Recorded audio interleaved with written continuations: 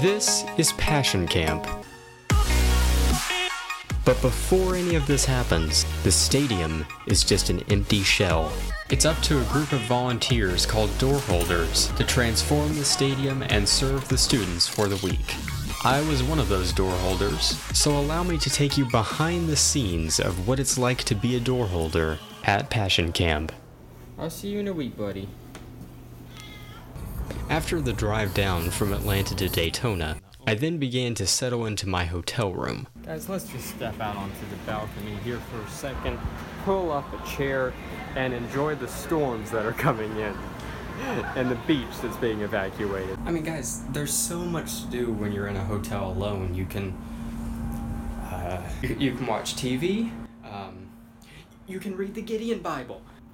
There it isn't. Maybe I could get some food, or not. In all seriousness, though, I'm very happy to be here. This is a first-class hotel. After I met my roommates, we ended up touring a little bit of the Daytona scene, saw a strange concert, and talked with some street preachers. The next day, it was time to get to work. We are literally the first door holders here. Everything is closed. Here we go. Okay. Didn't know this was here. For a lot of the morning, my roommates and fellow door holders helped unload all of the trucks that had come from Atlanta with all of the furniture and equipment needed for the camp. Afterward, I got reassigned to help decorate the dressing rooms for all of the speakers and musicians for the week.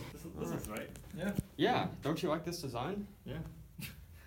Genius. Gotta say, I love the furniture. Whoever picks this, great job. Just casually decorating some dressing rooms right now. It's a long process, we're far from over, but we're getting there. Update here. We got the lamps, we got some plants. We're almost there. So we gotta keep gaffing this wire so that they don't see it. We're doing everything first class. Look at this. Watch this, watch this. Ooh, ooh, that's lit. Yas. Sneak peek. Look at that. Yeah. It might be a little higher than this. I see what they were working on now. Look at that merch. Look at this merch. Catering for the week for all the campers has arrived. Another quick sneak peek over at the top. Look at that. Oh my goodness. It's gonna be packed.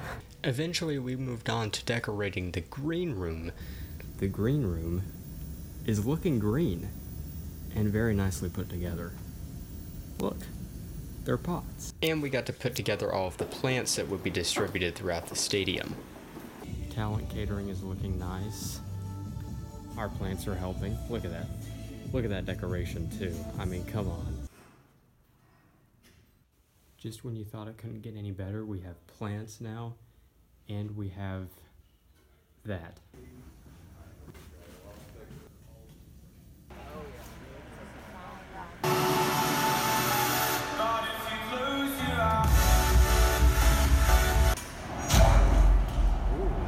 The last item of business for the day was assembling 6,000 bags for each individual student. Each one was coordinated with a different squad that they were assembled with that week, and they had things like towels and water bottles, and after we put them all together, they were sent off to the different hotels for the next day, and I got to be part of the team that went to the busiest of hotels, the Hilton.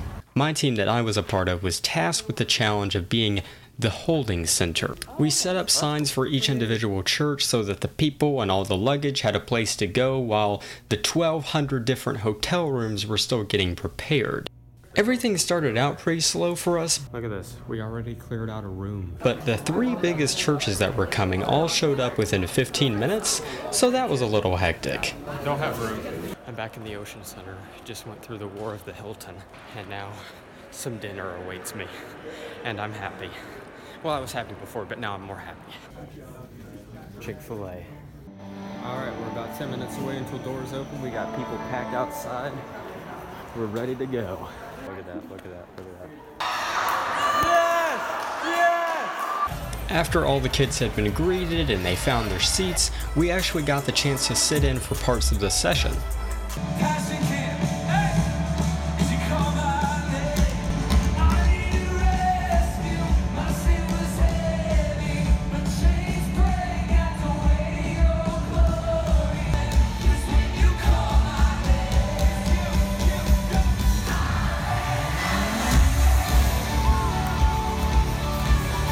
After the session was over, we then removed all of the floor seating so that the next morning, Squad Wars could begin. And like how every other future night closed, we had a nice ending meeting with all of the other door holders, and then the next day we were back at it again bright and early for our other morning meeting. And that was pretty much the system for us. As for the students, they have squad rallies to go to before everything started in the stadium. And then once they got there, each squad participated in a bunch of different challenges. After that, the Passion team led worship again, and one of the speakers began their talk. We didn't really get to be part of these morning sessions too much because we were preparing for the people that had bought lunch and dinner packages. So this included getting all of the waters out and stacking up all of the different meals, or making a pile of potato chips. Look at that.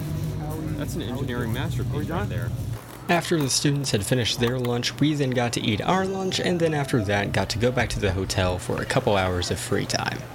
After we got back, it was time to prepare for dinner.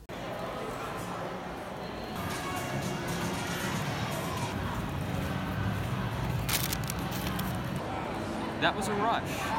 Look at this, just out here door holding. That was like a heart vaguely. Now it doesn't. Now it just looks like a blob. I'm here with my twin. This is Carson. I am Karsten.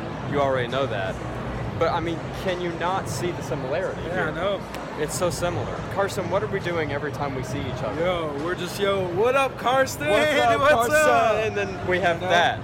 And it works very well. If you look behind us here, we have all of these people eating.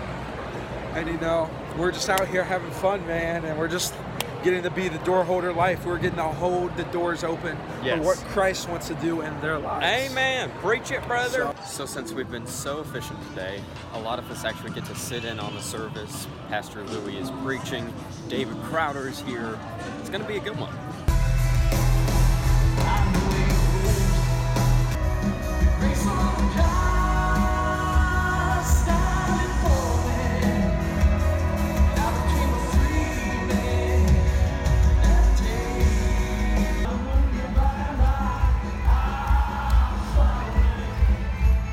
Without a doubt, I have never seen a response to a message preached before, like the message that Louis preached that night on suicide.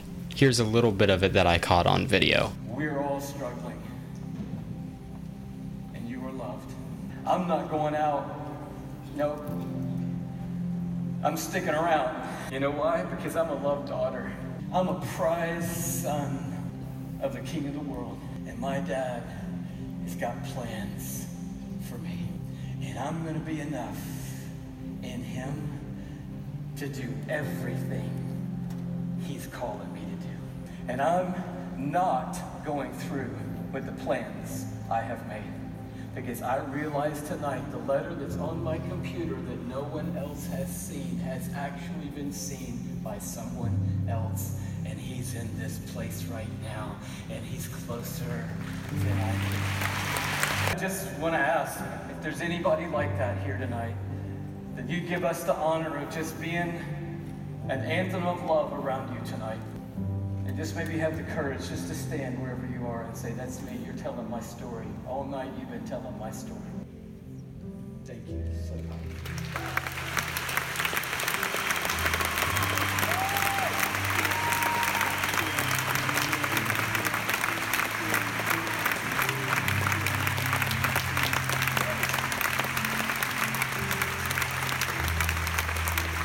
For me, this was the moment that I felt the importance of being a door holder. The kids that raised their hands to say that they would have committed suicide after this camp had it not been for this night were kids that I recognized. They were the people that we helped check into their hotels. They were the people that we high-fived on the way inside. In my own life, my first interaction with a door holder was in 2018 at my first Passion conference. And that first impression that door holders make, whether it be giving a high five or helping to set the stage, is a reflection of the value of those attending. It's one of the many things that motivates us to volunteer to serve. In no time, we were tearing apart the stage and packing everything back up.